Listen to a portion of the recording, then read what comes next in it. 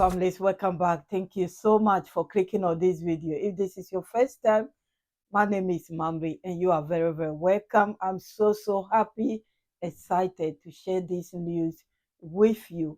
Last week or two, I made a video concerning the comments and emails I've been getting about Ivory Coast allegedly coup that is going on or went on.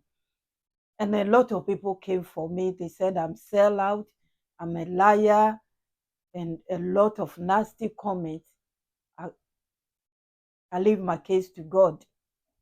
This video explains a lot of things. I will not waste your time. The Prime Minister of Niger was in Ivory Coast. If there's a coup, he will not be there. But they were trying to justify the reason why they were saying there's coup. And so they are using those pictures to circulate. I haven't seen them. Families, I'll be back. Welcome to this edition. The Prime Minister, Minister of Economy and Finance, Ali Mohamed Lamine Zeine, and his delegation are continuing their working visit to Abidjan, Cote d'Ivoire, where they are attending the African Development Bank AFDB meetings, which will elect a new president for the institution.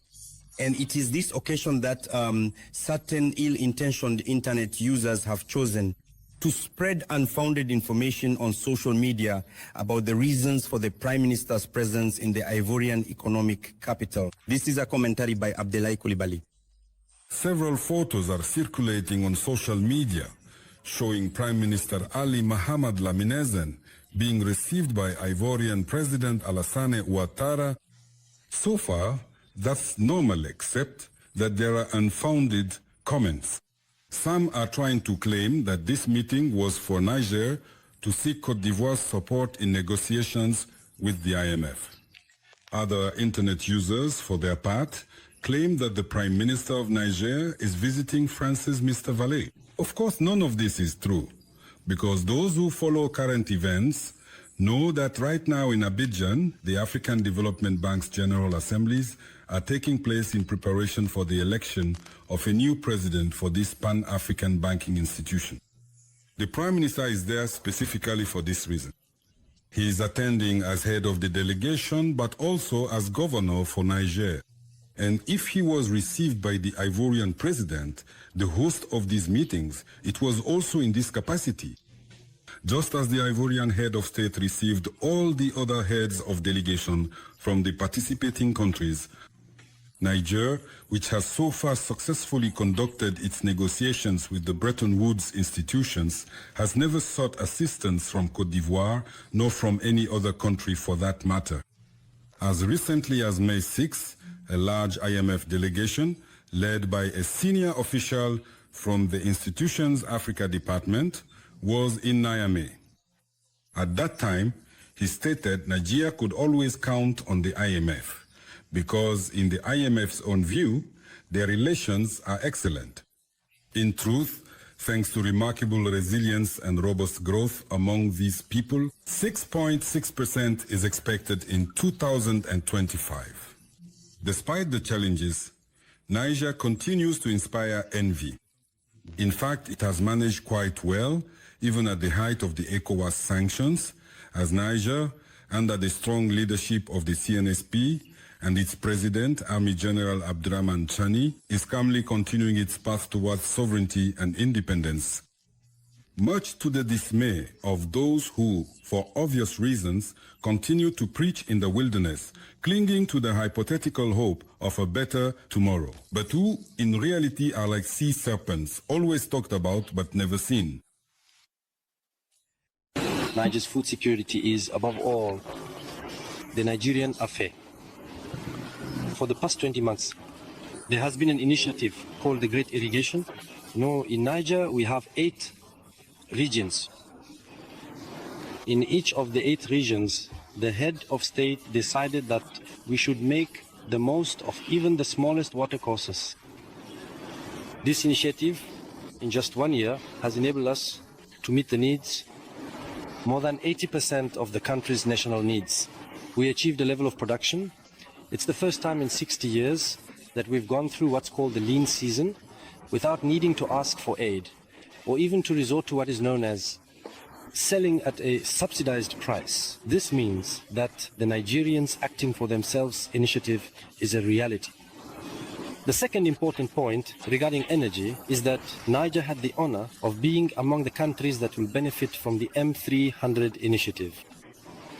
We will make the most of it to further reverse the trend. You know, before the change of regime in 2023, we were importing more than 70% of our energy consumption. As of today, we import less than 30%. When we add the M300 initiative, I think that in less than 2 years, we will be able to meet all our needs. So this will be a fundamental issue that will support agricultural production in Niger. Our ambition is not only in 2 to 3 years to meet our needs, through national production, but also to allocate the surplus for export. Thank you, Mr. Prime Minister. Mr. Prime Minister, I would like to add a brief point before the final round of discussion. And you mentioned the African Development Fund of the African Development Bank Group. You know, it has had a significant impact on the economies of 38 low-income African countries. It has supported and continues to support your country. We are currently in the process of replenishing the resources of the African Development Fund, as President Adesina mentioned in his speech. I would like to know your perspective on the support provided by the African Development Fund to your country and what you can say in favor of this replenishment. President Adesina has shown the way. He spoke about how to ensure that the African continent, and indeed, this is the determination of all Africans who are Pan-Africanists, show we ourselves can first mobilize resources internally in order to support this African fund, which does a great deal of good for our economies. Last year, at the African Development Bank meetings, Niger modestly decided to contribute $1 million to this fund. This is a signal to all those who should do the same.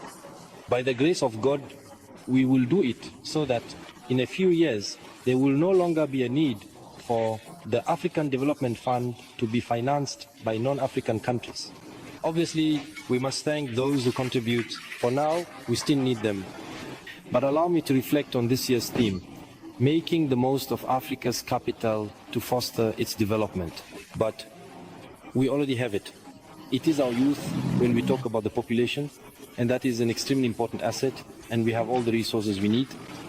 The only thing we need is to reorganize ourselves, to have good management, good leadership, which means peace, and to be allowed to manage our own resources ourselves without any intrusion on our continent. Thank you. On the sidelines of the annual meetings, the African Development Bank organizes several meetings of its board of directors. In this context, the Prime Minister, Minister of Economy and Finance, Alimama Lamizane, took part in the Bedir meeting, a key event for decision-making regarding Africa's economic and social development. Shortly after, the Prime Minister and Minister of Economy and Finance met with an American delegation led by Eric Maya, Deputy Assistant Secretary for African and Middle Eastern Affairs and alternate governor to the AFDB for the United States. An exchange between the two AFDB governors regarding issues related to the financial institution. Sidi Ahmed Ould Ebu, Minister of Economy and Finance of Mauritania, was also received by the Prime Minister and Minister of Economy and Finance, with the meeting taking place in the presence of other members of the Nigerian delegation. Discussions continued with the delegation from the Kingdom of Belgium, led by the Deputy Prime Minister, Minister of Foreign Affairs and Development. We had a very fruitful discussion with the Prime Minister, His Excellency, who is also responsible for economic matters. So it is true that Belgium is a reliable partner and has been for a long time with Niger. Even during troubled times, we have remained present, we have remained reliable, and these are qualities that we always want to bring to our cooperation with mutual interests, of course, that we must continue to promote. We had the opportunity to discuss these issues, and I'm pleased about the prospects that may arise. Shortly after, the Prime Minister met with the delegation of the Nigerian diaspora. These Nigerians living in Ivory Coast came to engage with the head of the delegation and share about the life of this community here in Cote d'Ivoire. Thank you so much for listening and watching. Everything you heard it all. This is very important meeting that they were in, and an important meeting like this concerning Africa Development Bank will not be taking place in Ivory Coast if there's coup. Americans are there throughout the world. Many people are important people are there. Why would they be there when there's a coup going on? And what I remember is about President Captain Ibrahim's speech. What happened in June last year? His speech keeps ringing in my mind when I see thumbnails like this. I will not say video because I don't watch them. It keeps ringing in my mind because he went on for a week before he came out to speak. And what they are saying about Burkina Faso, he hasn't even speak a word or utter a word yet. He just like leave them, let them do their things. And that's why I was saying, unless I hear it, unless I see it, I will not believe it. It's up to you to judge whether it is right or whether it's true or not. It's up to you. But this is what I have from the Niger National Television, RTN Sahel Info for you. You can take it or you can leave it. Thank you so much, families, for your time. If you like it, please kindly share it. Let other people know what is really going on. Thank you for your time and God bless you. I'm not here for, let me just leave it there.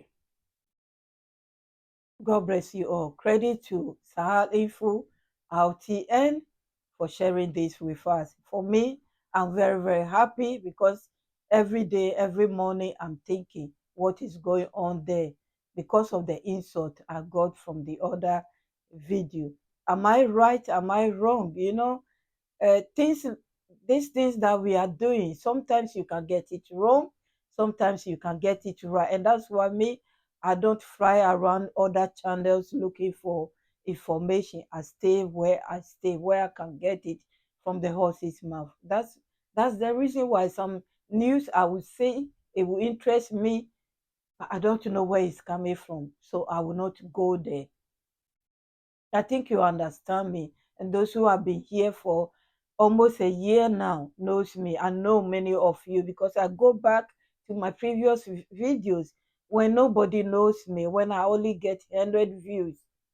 But you were here with me. You were there with me and you are still here with me. It means you have seen something in me. And to me, that matters. Thank you. God bless you all. My VIPs, my kings and queens, my returning families, don't worry about anything. They are fighting hard.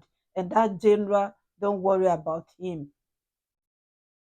It's not important in Africa. Africa doesn't belong to America or any other country. So please, don't. To me, that's my advice for myself. See you soon, families. Have a great day.